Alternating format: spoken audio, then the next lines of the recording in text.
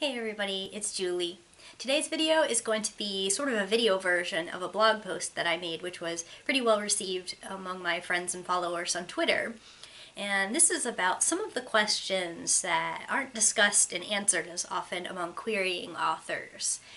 My blog post actually also covered some of the questions and concerns people have while on submission as well, but I'll address that in the next video. So here are some of the questions that maybe if you already have the basics down and you've already done your research on querying, but you're wondering if one of your questions might be answered in this, I'm actually going to put in the info video box below this video. I'll list the questions and the times at which I'm answering them so that you can scroll down and check out whether your question is addressed in this video or just watch the whole thing if you're planning on being a querying author or you already are. And without further ado, here we go with the questions. How many agents should I query at once? There's really not one definitive answer to this. You can query a whole bunch at once, you can query one at a time, although I really recommend at least a few. Sometimes you develop like a particular appreciation for one agent and you've been carrying a candle for that agent ever since you first found out that you were going to query agents, and you might want to try them out first. But you should also think about the fact that you may learn some things about querying while you're querying, and that some agents may give you feedback on your project as they're rejecting if they decide to pass on your project, and you can learn from those too. So don't send all your queries out at once. Don't query like 100 agents at the same time. But really, I've heard anywhere from 1 or 2 at once to people querying 20, 24, 30 agents at once. And while I would personally recommend kind of on the smaller side of that, there really is no wrong answer to this. How long is an average response time? So the wait time is variable, and I mean it can be extremely variable. I've gotten a full manuscript request within 15 minutes. I've also gotten a form rejection more than a year later. So, I mean, it can be completely extreme. If you want to have some kind of idea about a particular agent that you're querying, you may want to join Query Tracker and report what you're experiencing and also take a look at what the others have experienced for a particular agent. Sometimes they have assistants who respond to definite passes very quickly, and then maybe it'll take longer if they're planning on requesting your chapters or your full manuscript because the assistant will be passing it on to the agent. But there's really no answer to this one either. How do I respond if the agent wants to see part or all of my book? So getting a manuscript request, partial or full, that's a really big deal. It's really great. What you should do is just respond to the emails that they send you. And don't make them real chatty or anything. Just say, thank you for your interest in my project. Attached as requested is the first 3 chapters or the full manuscript of such and such project, and go ahead and send it. When you attach information or you attach part of your manuscript, you should try to make your file name something unique. Make sure it's in the format that they requested if there's a specific format that they asked you to put it in. And don't just call it full manuscript.document or something like that. Put your last name at least and the title of your project into the file name. They may have some kind of convention that they prefer to rename their files to, and then of course you're not going to know what that is, and they're going to have to do that on their end. But a lot of agents just download it, and they may appreciate that they don't have to search through all of the stuff that they've downloaded to find yours if you label it pretty well. So that's what you should do to respond, and try to respond to those requests fairly quickly. Don't make them wait on your material. And other than that, there's not like a form letter or anything. You just want to reply to the emails and give them what they asked for. Oh God, why am I so nervous? Why is this the hardest letter I've ever written? So a lot of writers are kind of surprised at how nervous they get or how preoccupied they become with, checking their email every 5 minutes. This is really normal, and it's especially difficult to deal with if everybody around you is treating you like a jerk because you're obsessed with this temporarily. you should really just allow yourself to be off the wall about this for, about a week, and then maybe try to distract yourself or work on your next project or something so that you won't be so nervous. But it's really normal to be really jacked up about it at the beginning. So sometimes it can help to find other writers on Twitter or on blogs or in Facebook groups or something like that to commiserate and be able to talk about it. So find a way that works for you to deal with it, but just rest assured that everybody who's queried has probably been pretty nervous at the beginning, so you're certainly not alone in that. What if all I'm getting are rejections?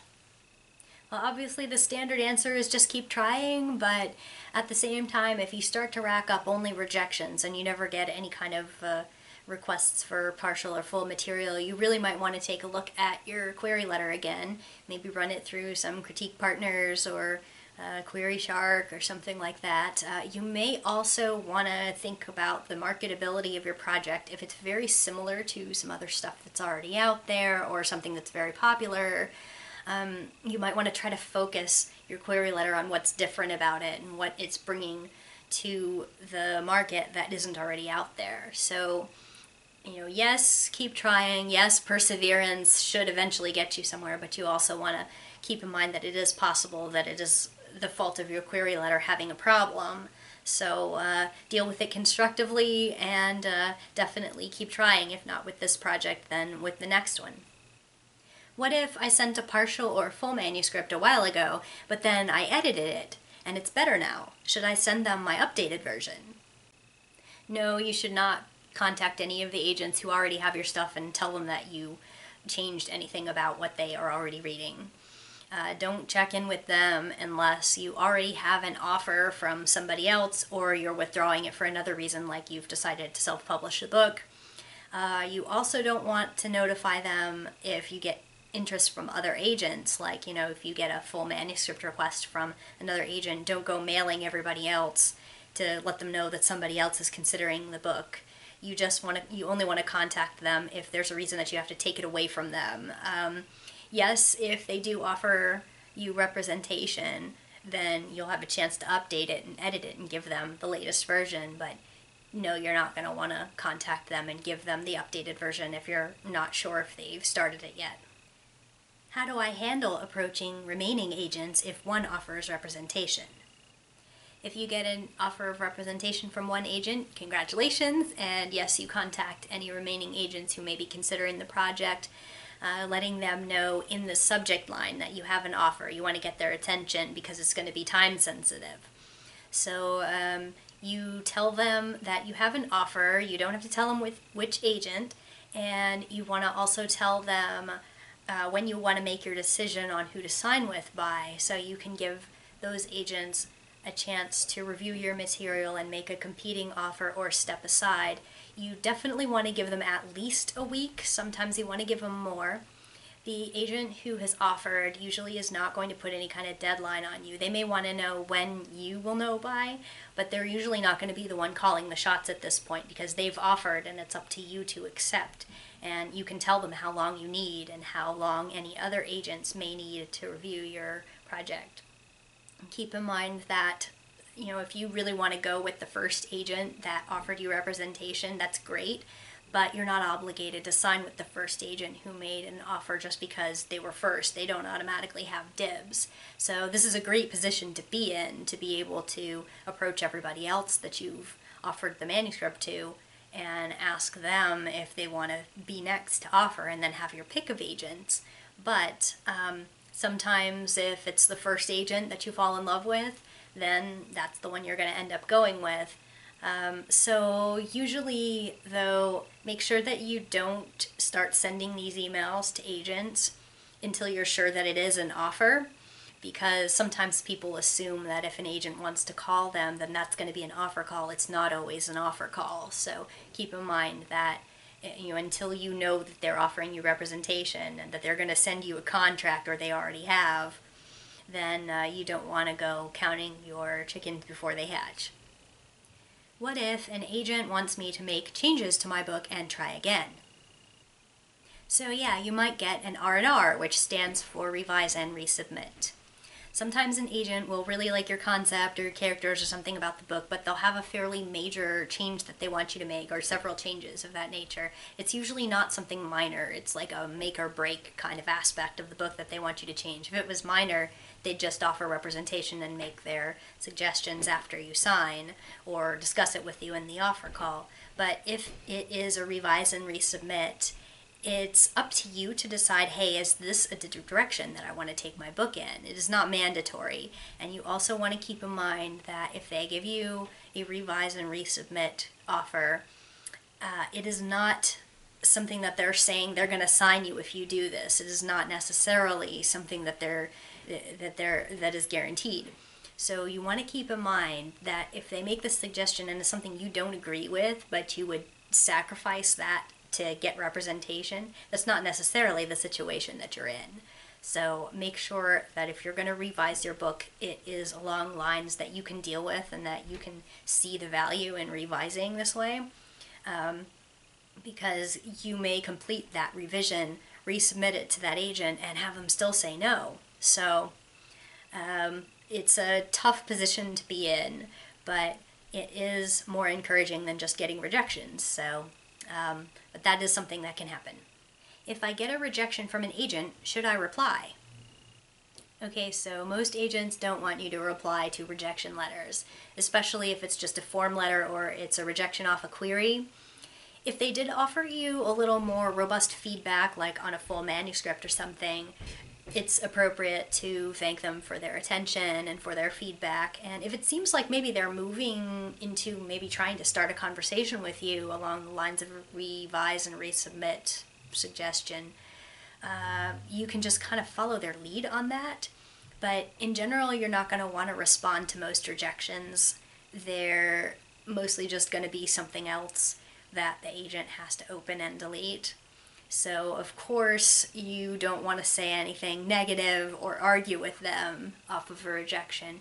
But, yeah, in general, you don't reply to rejections unless they ask you questions or it's fairly complex, individualized feedback. What if I get an offer from an agent I don't want to represent me? Okay, don't query agents that you wouldn't want to represent you in the first place. You're going to need to do your homework on this, and if it turns out you get a request for part of your manuscript, full manuscript, or you get an offer from somebody and it turns out you find out something about them that makes you not want to sign with them, then don't. But you really shouldn't be approaching people in the first place if they're not a real possibility. Sometimes there's, I guess, a misconception that if you can get an offer from any agent that it's going to help your batting average or it's going to help you sign with someone better than that, but that's not a good strategy and it can really backfire on you. Sometimes what happens is you query someone and their assistant or a junior agent or somebody responds to you and it ends up being the one who offers you representation, and that's not who you queried. So that's maybe an exception to that, but what you might want to do then is clarify with that agent, like, well, I queried other agent in your agency, or I queried your boss or something like that. Does that mean that that person is passing? Because sometimes junior agents and agents in training and stuff like that, they're maybe working under a boss agent or a partner who is helping them learn the industry. So sometimes that works, and it's up to you if you want to get into that situation. Sometimes the senior agent also signs the contract, so you're kind of both of their clients. It kind of gets complicated, but you can ask the agents to explain to you what the arrangement is. And if you're not comfortable with signing with the junior agent because you wanted the senior agent, then that's understandable. But just ask them questions about that. You can be frank with them, like that. They know that they're not the one that you queried, so you can ask. And other than that, just you generally shouldn't be querying people or discussing representation with people that you wouldn't sign with. When can I list them as my agent on my blog and in my Twitter profile and stuff? I'm dying to tell everyone. You're free to identify them as your agent in your profiles and online and announce it after you sign and return a contract. I don't recommend putting it on anything in public until that contract is signed, because you never know what might crop up in between. And so beyond that, it's fine to say as soon as you sign with them, even if you're not going to be going on submission right away. What if they seem interested, but they refer me to an editor I have to pay for, or promise representation for a reading fee? Oh, if you get that response, you should run, because that's a scam. I'm not kidding. Sometimes if you haven't done your complete research on somebody and it turns out they come back with, oh, this is a great book, but you're going to need this editing service. It's a popular scam for people in the publishing industry, and you should definitely never go with somebody who tells you that you need a paid service, because that's not the service that agents provide. Sometimes agents do help you edit the book, but they're not asking you to pay them for it. And sometimes people get really confused with that because they expect agents to be taking money for their services, but the way that agents work is that they don't actually make any money off of your book until or unless they sell it, which is why they're as picky as they are. So that's a whole second video. That's something that I've covered elsewhere, and I have a whole video on publishing scams too. But yes, literary agents don't ask you for money up front, and if they're referring you to some other company, either for editing or for publishing, that requires a fee or a deposit, that is a scam, and that is something you should cut off communication with that person, because they're trying to get your money. What does it mean if the agent wants to call me? So you may have heard this thing about an agent call. It's true, yes, they call you. Almost always when they offer representation, they want to talk to you on the phone. They will usually communicate with you by email first, trying to find a good time to talk to you. They don't always do that. My fiction agent just called me out of the blue. I didn't actually get to talk to her right then, but she left me a message, and then she followed up with an email to try to schedule the call. So sometimes they'll try to surprise you, but usually they will let you know by email so that you can arrange when it's good for both of you. And what you should do to prepare for that is just look up online, try to research what are some good questions that you should ask agents before you sign with them. There are a lot of blogs that have some advice for you, and any questions that you personally might have about either the specific agent or something about anything you've personally been wondering. Can I talk about my agent search online? Okay, you're going to want to be as subtle as you can on social media about your agent search. There's nothing wrong with saying that you've begun your agent search for your manuscript. There's nothing wrong with identifying yourself as a querying author on a blog. But what you don't want to do is share specifics. Don't share who's rejected you. Don't share how many people are rejecting you. You can do it after the fact, but while it's actually happening, that can make you look less desirable to agents. And maybe it's kind of a shock to some people, but a lot of agents actually do Google you. So they understand that this is not just a professional relationship, it's a personal relationship, and they don't want to end up with somebody who's not going to be a good match with them or is a PR nightmare. So yeah, a lot of times they do Google you. And sometimes if they find out you've been querying for 3 years with no success, they might say, oh, there's probably something wrong with this author's full manuscript. Maybe I won't ask for the rest of it, or something like that. So definitely don't get on Twitter and tag the agent, in an @reply type thing to announce that they have requested your first 3 chapters. Don't be specific like that, and don't talk about like who's your favorite agent. Don't say who you're going to query next. It's just best to keep that kind of stuff behind closed doors. Even if you think that it can't be traced to you, a lot of times it can. Sometimes there are specifics that you don't realize you're disclosing. So if you have a question about, is this a good idea to share, or is this not a good idea to share, you should probably err on the side of caution and not share it. And other than that, there's not really any hard and fast rules, but you can lose a lot more by sharing too much than not sharing anything at all. So err on the side of caution with your social media disclosures. And you can follow agents on Twitter, follow their blogs, occasionally comment, stuff like that. That's not going to hurt you. But yeah, definitely keep the details behind a curtain. What's your one piece of advice to an author newly querying agents? Mostly just try to remember to breathe. Sometimes newly querying authors will get really obsessed with like what every rejection letter means, or start questioning their ability to write based on how many good agents have passed on them. But just keep in mind that you gotta keep breathing, you gotta keep trying to relax and not obsess too much over what every single thing means and what does a long wait indicate from this agent, etc. Like, you can really drive yourself up the wall just like obsessing over the little details of, oh, it took my friend less time to get a response from this agent than it did me. Does that mean they don't like it? Does it mean they do like it? Is this a sign?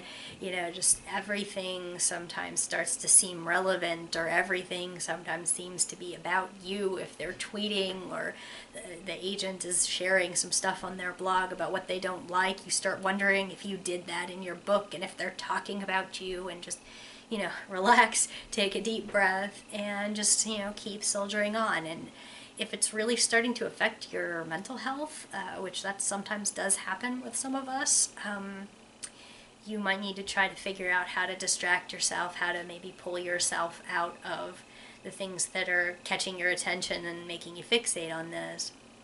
So, sometimes it's better to just kind of remove yourself, work on your next project, or help a critique partner or something like that. So that would be my advice to newly querying authors.